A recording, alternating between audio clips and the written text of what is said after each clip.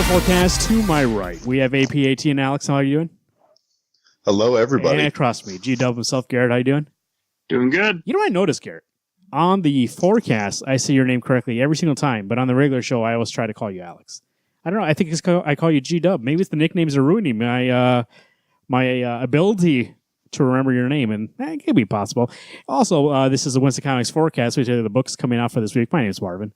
Very flustered beginning. You don't know the tech issues we just had, and I was 2 seconds away from hulking out, and I do mean that angry Hulk, that horror Hulk. That's who I was going to turn to. 1/16/2019. Am I correct, Alex? You are correct, sir. That is the day comic books will be hitting the stands. Here we go. First, Image Comics, Deadly Class number 36. This is Rick Remender, Wesley Craig.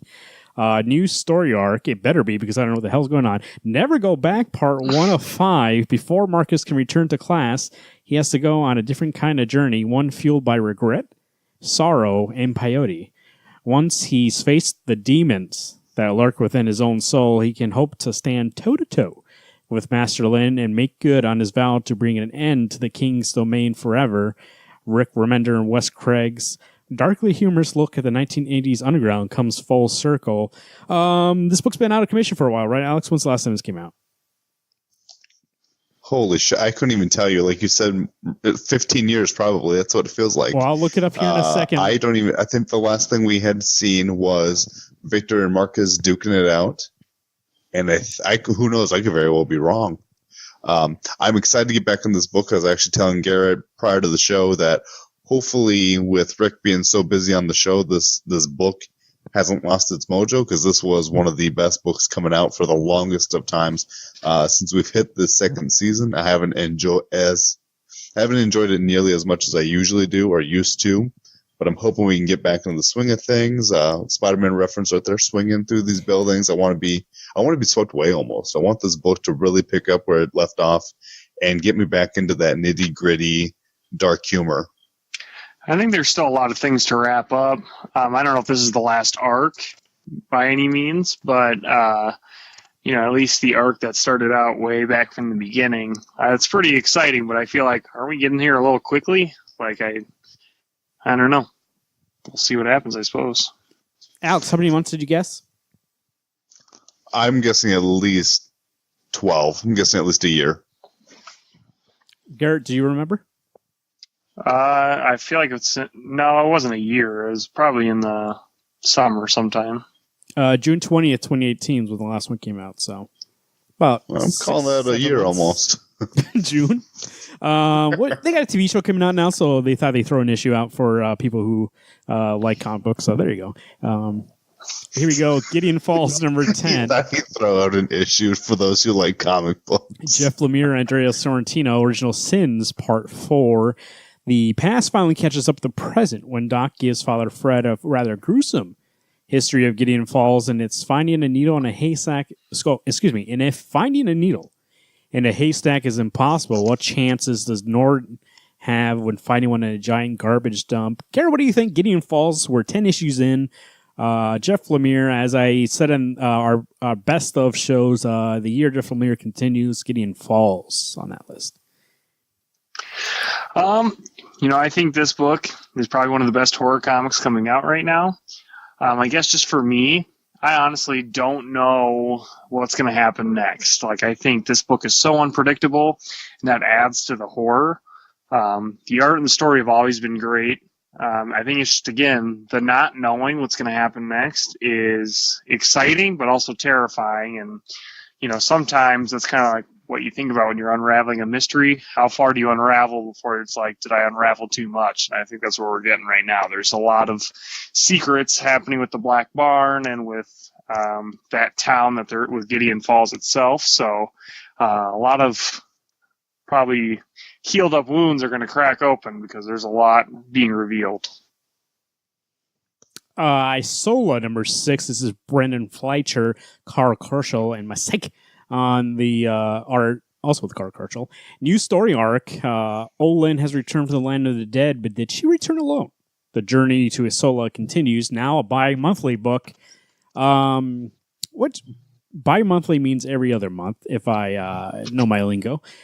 And Alex, what do you think? Originally, I remember all of us saying that we thought this book was too slow. Now, how are you going to like it every other month instead?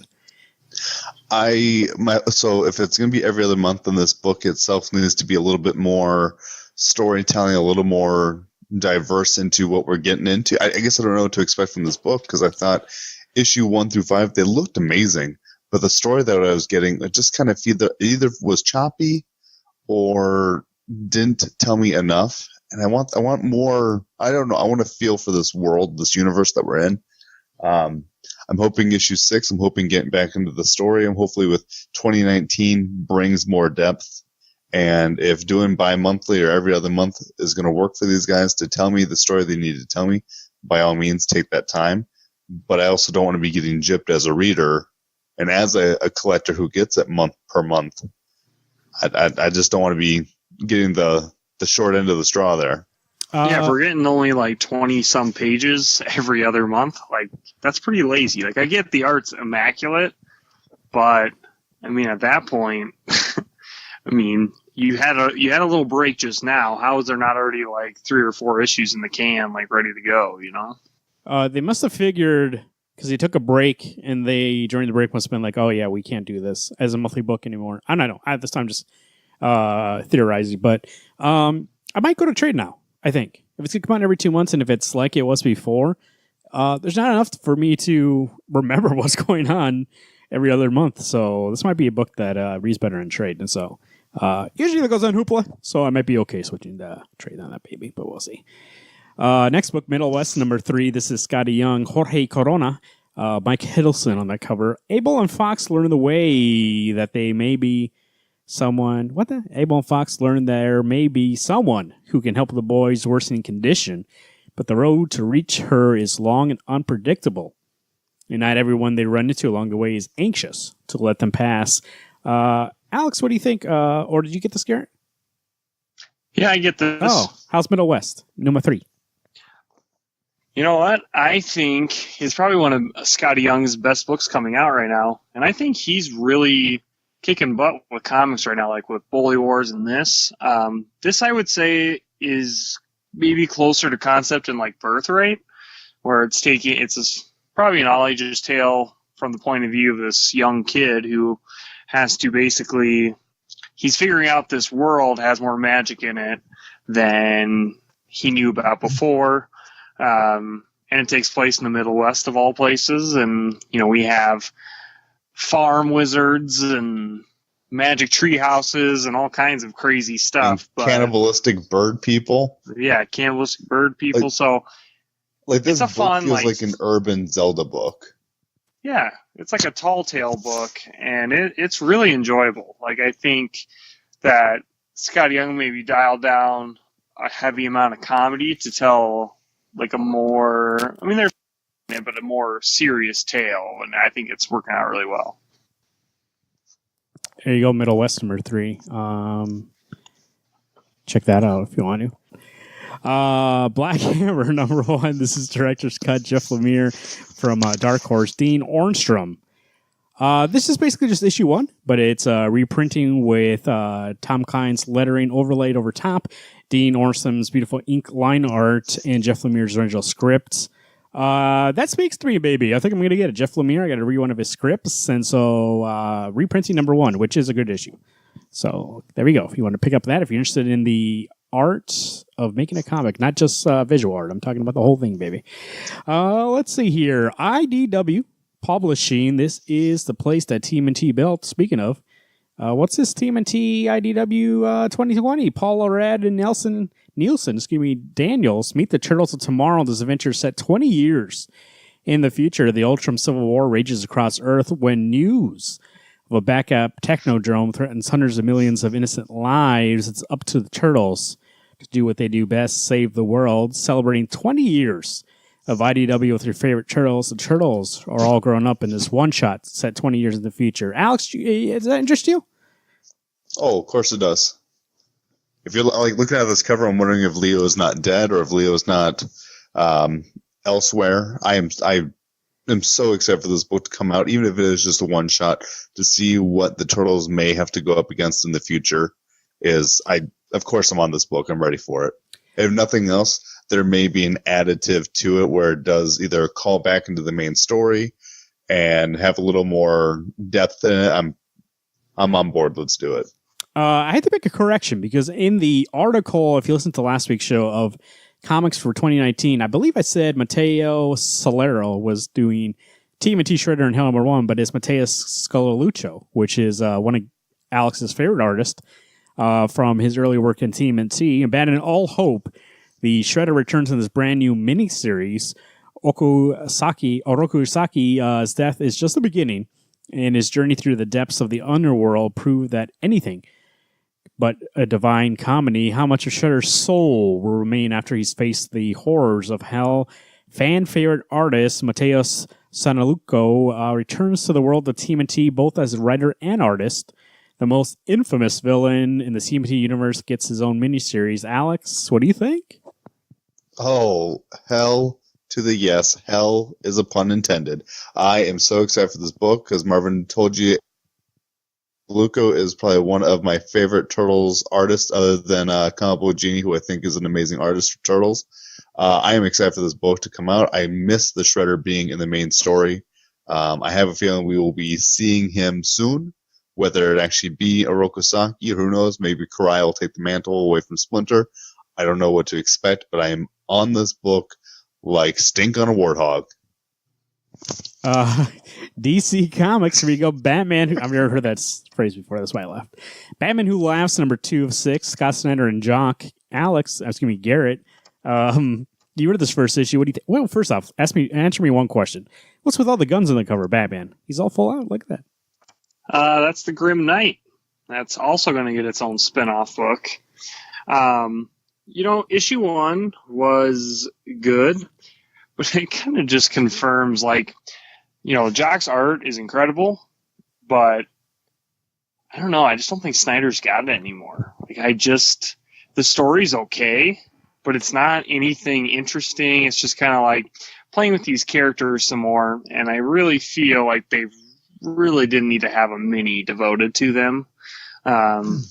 People that are under the illusion that DC Metal was really good, this is definitely for them, but I'm quickly finding out that I'm only getting this because Jock's art. Oh, see, I would agree with you, Garrett, that I think Snyder's lost it, but I don't think it's his writing. I think it's his work on DC. Because when I read that Witches, whatever the big book we had read, The Bad Egg. The Bad was spectacular, and I loved it, and he knew how to give me that horror-esque vibe and to remind me why Witches was so scary. I think the problem is that I'm wondering how much DC is trying to force this metal on him and try to make him sound excited for it when maybe he's not. Maybe he's just like, okay, I'm writing this book because it pays the paycheck.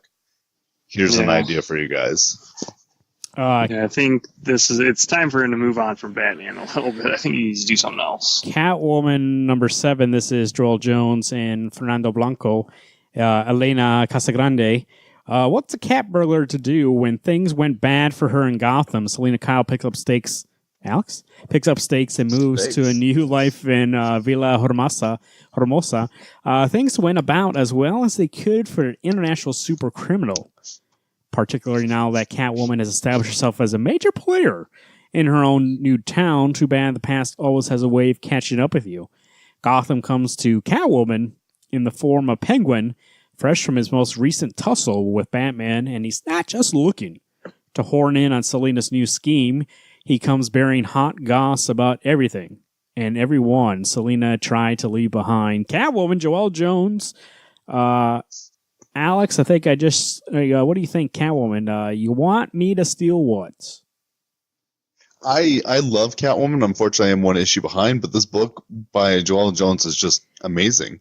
And when she's on the art, I realize this specific issue, she's not. But I think always those but the other artists are always amazing as well. That I think she wouldn't team up with someone who couldn't carry her dream or her vision in this book. By all means, this is one of those amazing DC books that I personally enjoy a lot. I know some people, Garrett, don't enjoy it nearly as much. But you know what he does enjoy? DC itself, Detective Comics number 996, On the Road to 1000. That is 4 more issues. Peter J. Tomasi, Jaime Mendoza, Doug Mankey. In the Catacombs under Paris, Henry Ducard is not going to sit and wait for the death that's coming for everyone who helped to train Batman. He's going to wrestle it to the ground and put a bullet between its eyes. Ooh, between its legs. Good plan, but what if you just get right back up? Can even Batman save him then? Garrett, what do you think? He taught the Batman to hunt. Now Batman's his prey. Detective Comics. Detective Comics is incredible right now. Like this story, I was trying to get Alex hyped on it. Marvin, I want to get you hyped on it. I can't believe you guys are not getting this. But basically, the start of this arc, someone frames the murder of a couple just like Martha and Thomas Wayne, which starts this whole kind of thing diving back into, it's like flashbacks to his origin. He's finding new information out. And there's stuff involving, like, one of the pearls of his mother's necklace was replicated and put on this dead corpse and whatnot. And man, the story is just so good because it's tying into a lot of the backstory of Batman. And I think that's like one of the best things to do, ramping up to issue 1000, is kind of going back to your roots and kind of admiring what you had. And so I'm just super shocked you guys aren't on this book because it is incredible. I mean, there was a scene with Batman in Arkham Asylum, pitch black. He was scaring the living shit out of all the villains that I was just like, I can't believe you guys aren't reading this. I wanted to talk to you guys about it so bad. It's so cool. Flash 62, Josh and Williamson, Christian Deuce, David Yarden on that cover. The Flash tracks down a new user of the mysterious Sage Force, a young Sidarian spy named Basir, a.k.a. Psyche, who's just starting to understand his newfound abilities. He's hoping he's a quick study because the Flash needs his help against the dual threat known as Gemini, who wants to steal both the Speed and Sage forces. Whose side is Powerhouse and on when the Strength Force agent shows up to flex her muscle? Garrett, how's Power Rangers going? Nice. With the Flash, it's actually on the chopping block for me. Like it's just dragging its feet, and I'm so sick of the plot. Like it's just aimlessly bumping into people that have different forces, and I'm just getting bored. I think it was an interesting concept at first, spinning out of Justice League, but it's like, okay, it does not take 20 fucking issues to figure out the forces. Like it's literally 3 issues of getting duped by one person with the Force. It's like, say, the Strength Force, then they go deal with the Sage Force. Well, now a new person has the Strength Force. Now we got to go deal with the Sage Force. I'm just like, who gives a fuck? Like, it doesn't mean anything. So I feel like, I don't know. I'm just not excited. Like that description you read, I'm like, that doesn't even sound enjoyable. Duce's art is really good, so I'm excited. Something needs to change about this book, else I'll change it and drop it. Red Hood Outlaw, number 30, Scott Lobdell and Pete Woods. With the Red Hood's latest campaign be his last, Jason's hot on the heels of a drugs he and Arsenal recently tracked to Beijing. But instead of finally encountering this mysterious solidarity, he finds himself face-to-face with a figure from his past. Alex, what do you think? Red Hood Outlaw, number 30. I've enjoyed Red Hood Outlaw to an extent, and not necessarily that I want this book on a chopping block, but I want this book back to the prime that it was with Bizarro and Artemis, or it doesn't even have to be those two, but there needs to be a team effort with him. I don't feel like, at least for me, Jason Todd is a character that I care about on his own. I've only seen him ever really with Bruce or with some set of team members. I think that's what I want from this book, and I don't know if I'm going to be getting it anytime soon. And I'm kind of on the same chopping block with Garrett, that if this book doesn't pick up for me, I may be having to drop it. Did you read the last issue 29? I'm pretty sure I did. Wasn't that the last one with Batwoman? Yeah, which was amazing. It was good, but I don't know. It's just not living up to what I want from it. And I think a part of it is I just want that family-esque feel that we had with Artemis and Bizarro. Scooby Apocalypse number 33. Keith Giffen, J.M. Dominus, Paul Olaf, Gus Vaquez. Garrett, how is the all-new Adam Ant's backup going to be in this book? Wow. Scooby Apocalypse is really good. Things are really heating up now as, the line has been drawn between Daphne and Fred. Fred's leading the undead faction. Daphne's leading the living faction. And since Fred is like basically the first sentient undead instead of someone that just wants to eat brains and whatnot, it's pretty terrifying because he's commanding these monsters to do horrific things that they probably wouldn't have done if it wasn't for Fred. So, and Scooby's back to being super intelligent, so that's interesting. And spoilers from last issue, but Velma's pregnant by Shaggy, so what? Craziness. Oh, hold up.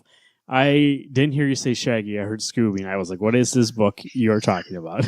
No, Scooby did not impregnate a woman. Everybody's reading this book now. Superman number 7, Brian Michael Bendis, Brandon Peterson, Joe Prado, Ivan Rice also helping out.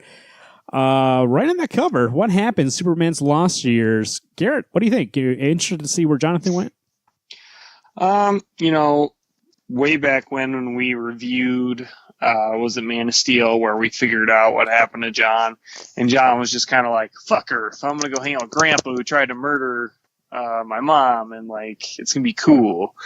So we're gonna kind of see that gap in time between him being a kid to him growing up for no reason except Bendis being like, because I can.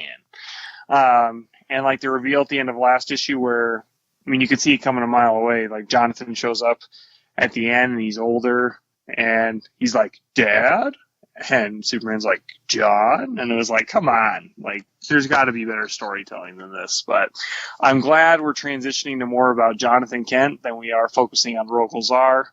I'm sure we'll come back to that big dumb idiot, but for right now, hopefully we get a one shot without him.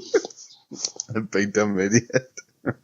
Wonder Woman number 62. This is G. Willow Wilson, Manco, and Terry Dotson on the cover. Rage Dotson also. It's the final knockout drag-out battle between Ares and Wonder Woman, but there's still any hope. Is there still any hope changing the young god's ways before he hardens into the worst possible version of himself? And if he does, is Wonder Woman to blame? Alex, you reading this? I have it, but I haven't read it. Garrett, how is Wonder Woman doing? Wonder Woman is back to form. I think ever since Shea Fontana was on it, we hit a huge, steep decline in Wonder Woman storytelling, and I finally feel like we're back on track.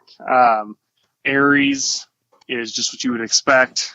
Being Ares, no way would he ever give up power or not want to be involved in wars. And so if there's any instance that he acts like he wants to be on the sidelines, don't be an idiot. But I think, how do you say her name?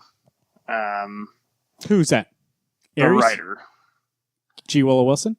G. Willow Wilson. Sorry, I didn't know. I can remember if you had to say her first name, but I think she's a fantastic writer. I think she's the writer that Wonder Woman's been needing for a long time. And the artist, I know it was Ford before, I think. The new artist, I'm sure will be good, but the new art team, good. And I'm just really excited to be back on a Wonder Woman book that has a purpose and has a point, and it's definitely this. Marvel Comics, Amazing Spider-Man number 13, Nick Spencer, Ryan Otley back on this book. Alex, I see Scorpion on the cover, and I know he's one of your favorites. What do you think? Spider-Man 13? In all honesty, I'm excited to get back into Spider-Man. Again, I've been on this rush of playing PS4, and I really do love Scorpion. I think Scorpion's one of those characters that's kind of underestimated and underrated, as opposed to, your Green Goblin, your Hobgoblin, your whatevers. I like all the animal bad guys, so Scorpion, Rhino, and of course Kraven the Hunter's number 1, which, spoilers, I think he's going to show up here soon. Very possible. Black Panther number 8, this is Ta-Nehisi Coates, Kev Walker, Paulo Rivera on the cover. The Intergalactic Empire Wakanda, The Gathering of My Name, Part 2. Ooh, Part 2. Garrett, what do you think about Black Panther? That's a great cover, by the way, Pablo. I think it's great that we're back kind of on T'Challa's storyline. It was cool getting some backstory with Killmonger of the future. Plus, we got that mini going on right now, but it's really fun to focus back on T'Challa and M'Baku and like the war that's currently going on. And it seems like things are finally going their way, so to speak. But you can tell like at any second, everything's so fragile that any second all of it could fall apart. This cover gets me really excited because I think that's their god. I can't remember what the god's name is. Vast. So that's going to be exciting because I think, that power was bestowed upon T'Challa and all his for a reason. I think there's a certain legacy that Vast is going to like discuss with T'Challa, be like, hey, you've earned this right to be the Black Panther. You may have forgotten who you are, but deep under that this is meant for you, something like that. And I'm pretty pumped. I think it'll be a good eye-opener for T'Challa and all the characters around him to be like, this is our king, and then we're going to kick some ass. Black Widow #1, Jen Solska, Sylvia Solska, Flaviano on the art there. And hell followed with her. Natasha Romanoff was trained to kill. For years now, she's tried to overcome that programming to side with the angels, to be a hero. And where did she get that? Killed. Or where did that get her? Killed. By one of her few true friends she allowed herself to have. Now she's back from the dead, angry as hell, and finding those better angels harder and harder to hear. Jen and Sylvia Solska, the twisted twins of horror, join Rising Hour Flaviano to weave a web of vice, violence, and vengeance that will net Natasha, the biggest bad man she's ever faced, and put her back in the ground for good. Or put her back in the ground for good. I don't have my glasses on. That's why yours don't mess up so much. Alex, what do you think, Black Widow #1? Okay, after hearing you read that, I actually am relatively interested in maybe giving this a try. Is this an ongoing? Yeah. I would assume, that looks like an ongoing. There's no numbers after it. It doesn't say anything about that, but I would assume this would be not an ongoing like forever. It's probably going to be like under 20 issues. I would say so. Ow. Yes. Yeah. How do you think about it, Alex? I don't know what the longest book that Black Widow has had on her own, but I couldn't imagine, like you said, more than maybe 15 to 20. But like I was saying earlier, I'm actually relatively interested in hearing how this book, her vengeance towards Captain America or Ghost Cap or Real Cap or Supreme Hydra or whatever character it may have been who killed her. I think I might actually give this one a try. I wasn't going to, but after listening to you, Marvin, you talked me into it. Conan the Barbarian, Jason Aaron. Conan the Barbarian #2. Madame Hussar, Essex Rubik on the cover. Beyond the seven, it might be my glasses. It might be that I'm having a stroke. Conan finds himself beyond the Black River, surrounded by the warlike Picts. Beyond the tribesmen may be the least of his worries if he cannot fight his way through the demonic beasts slithering around the forest. The epic return of the mighty Conan continues. Parental advisory is advised. Garrett, you read issue 1. What do you think? I'm dropping this book. Issue 1, like Conan was so flat. It's just kind of like Jason Aaron's storytelling with Thor. It's just like wordy, and the plot's not interesting. The art looks great, but just no way am I getting issue 2. Issue 1 was just so flat. At Karat 2188, if you want to let them know about that, do not send it to me. I haven't read it yet, so I don't know. You can send me your response, and if you like Conan the TV, Conan is not a TV show. I don't know where you're getting that from. I thought there was a TV show. No, it was Hercules. We talked about this. I keep fucking thinking about Hercules. You're right. Well, whatever. This is 100 times more boring than Hercules, the TV show. Alex, do you hear this? I don't know about that. No, trust me. I've watched that 1970s TV show. I'm so excited to read Conan Barbarian #1. that I'm going to get issue 2 without even reading number 1. Just for the fact, 1, I want to get back into reading a Jason Aaron book. Thor, I was just getting so tired of, and like Garrett had said, it really hasn't progressed anywhere for me, so I had to drop it a long time ago. But Jason Aaron is on this book, and I saw his seal of approval on Twitter a lot. This book is good, so I'm going to keep getting it. You saw the seal of approval of his own work? Don't you have a seal of approval that says Garrett thinks this is good? Sometimes I've seen that seal.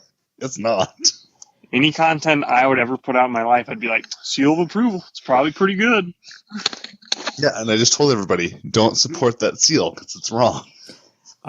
Wednesday Comics audience, if there is a book that we haven't talked about in a while, you want to see us talk about on the show, let us know. WednesdayComics605@gmail.com. We're on Twitter and Facebook at our usual handles there. We're going to be doing a show here pretty soon where we talk about some books we haven't talked about in a while. So there you go. Maybe we'll catch up with Conan for that show, Alex. What do you think?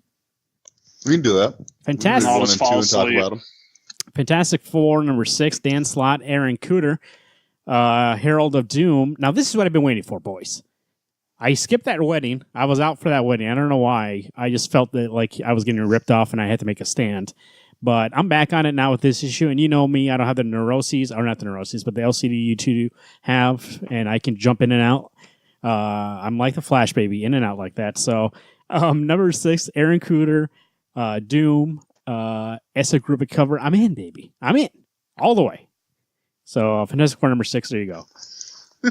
Invaders number 1. Speaking of Chip Zdarsky, Carlos Mango, Butch Geis. The greatest generation of Marvel heroes is back to stop one of their own, and believe me, that is a true statement. And I can't say this word.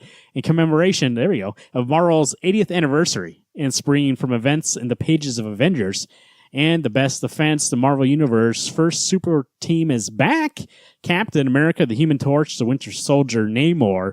They fought in World War II together as the Invaders.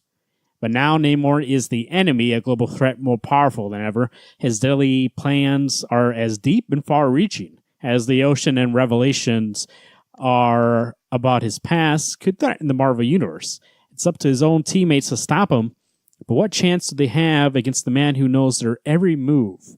War Ghost starts here. This is another book which, it does not say that it's a mini, but Marvel usually doesn't like to put that on the front street, so I'm guessing this is also like 12 issues. But I'm excited. I do love this book. Ed Brubaker and Steve Epting did a Invaders book back in the day, not too long ago, probably 10 years ago.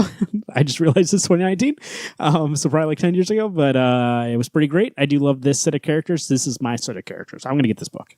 I'm in like Flynn. Speaking of one-shots here, Marvel Comics presents, number 1, Charles Soule, Innocente, Greg Pak, Tom Coker, Paulo Sequeira, and more. Arthur Adams on Federico Blee on that cover. So it looks like there's going to be a little anthology, 3 all new features. What we have in this book here, we have Captain America, the first Avenger of World War II, still fighting for freedom today. Namor and the Atom Bomb, and Wolverine begins his vigil.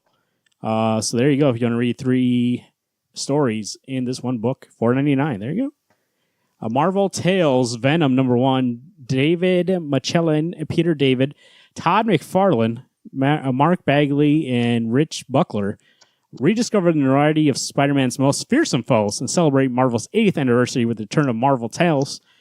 Anthology series also with Venom, basically. So if you want to catch up on his old Amazing Spider-Man 316, the first appearance of Carnage, and an action-packed Black Cat story. There you go. The Return of Wolverine, number 4, 5, Charles Soule, Declan Shelby. Garrett, how are we doing with the Return of Wolverine? Is he fully returned? No. I mean, it's so stupid. Like, this is not what anybody wanted with the Return of Wolverine. They had to turn something that would be a simple, badass story of their actual Return of Wolverine. Instead, they're doing some fucking, like, dreamscape where he's refining himself. Notice how he said plural selves, like different versions of himself to complete who he is as Wolverine, with some boring story about saving some doctor's daughter or whatever. It's just crap. I mean, I'm only getting it because we want to see Wolverine back. I'm just hoping maybe issue 5 will be good, and then it'll lead into the new monthly. But apparently now we've seen in solicits that Wolverine's going to wield the Infinity Gauntlet or some bullshit like that. So I don't know. I'm just so confused on. I just think they're doing a really shitty job of bringing Wolverine back. Really bad. There we go. Next book on the line here. Venom number 10. This is Donny Cates, Ryan Stegman. Alex, what do you think? How's Venom doing so far with Donny Cates on his probably longest series for a while? 10 issues. Well, at least his longest series in Marvel Universe, because he's doing Redneck, and I think that's like 20 issues in. Nobody asked for your sass. I just telling a fact, and you take that as gospel. Oh, I was just telling you a legitimate fact, and it should be gospel when I say it. Anyway, the start of the third arc actually is pretty good. I really enjoyed issue 9. It's actually been a while since it's came out, because last week we got a What If, or the Tales of Venom, or Web of Venom, or something of Venom, and I haven't read it, but it's got a dog on it, so I got it. It looked pretty good.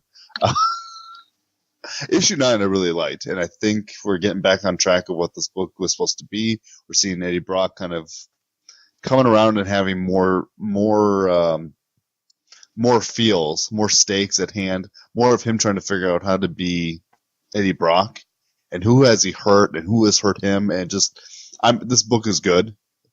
I think it has the possibility of being great, and I have full trust in Donny Cates that he will do a good job with this however long he's going to have it. Here we go. Black Badge number 6. This is Boom Studios. Matt Kent, Tyler Jenkins. Matt Kent on the cover, by the way. The Black Badge program has been around for generations and has a storied history to match. The Black Badge program is built on legacies, on recommendations, on family. You know who else is based on family, right, Garrett?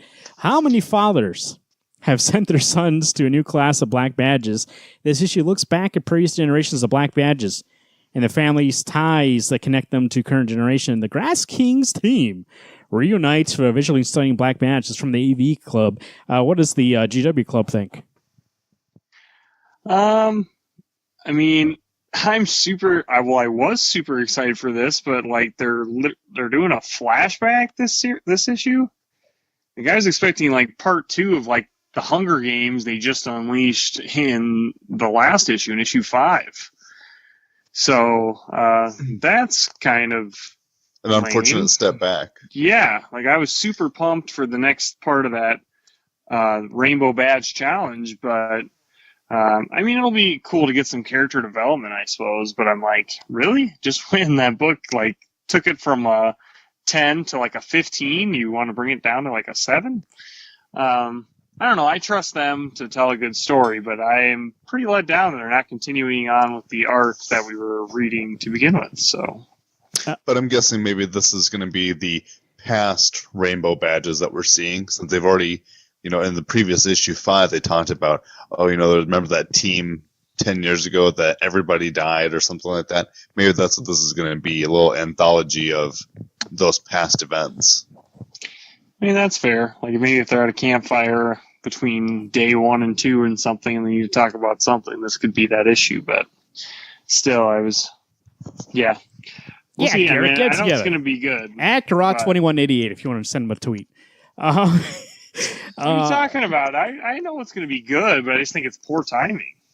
Alex, what do you think? What looks to be your pick this week? I think I'm going to go out on a limb, and I'm going to say Deadly Class 36. It's a book that I've been waiting to come back. In all honesty, I kind of forgot that the book existed because it's been so long since I've turned a page with Rick Remender's writing and Wes Craig's art. So I'm excited to get back into the universe and excited to see what Marcus has in store for me. Garrett, what do you think? I'm going to go with Detective Comics number 996. Really loving that book. I think it's an awesome kickoff to issue 1000, and it's definitely tying back to Batman's roots, and it's going to be a fun arc until we get there. Getting Falls number 10. That's where I'm going to fall. Looking forward to it. I believe my number 1 new series of the year. with my favorite artist and favorite writer of the year. So, I mean, not my favorite artist, but I was like, you're full of shit. my favorite writer of the year. Well, Jeff Lemire was my favorite artist also from Royal City. So I was just saying that he is on this book, not Andrea Sorrentino. But that is the week of the 16th. Alex, you know what? How's this weather going? I'm hearing it's a nice one day. The next day you got snow. When is this going to end? I'm gonna let you in on something that isn't a secret. It's gonna snow sometime this week. When, I can't tell you how many inches you're gonna get. It's meant to be a surprise until I look again at the stars and the clouds and the formations and the crystals that I can see. Only as a weatherman can you see crystals forming in the air. But it's gonna happen. Most likely Friday. It's gonna be cold, below zero. Put your coats on, get your boots out, put your gloves back on, put your hat on. When you're walking your dog, you wear your snow pants because you never know how chilly it's going to be. Alex, two things here. One, chilly today, hot tamale. And also, I heard that... That's a lie. I heard that you get your forecast information as you bury yourself in the dirt and then put a bucket of water over your exposed nose and mouth. And you become one with the earth because you want to feel what it's like to be a plant.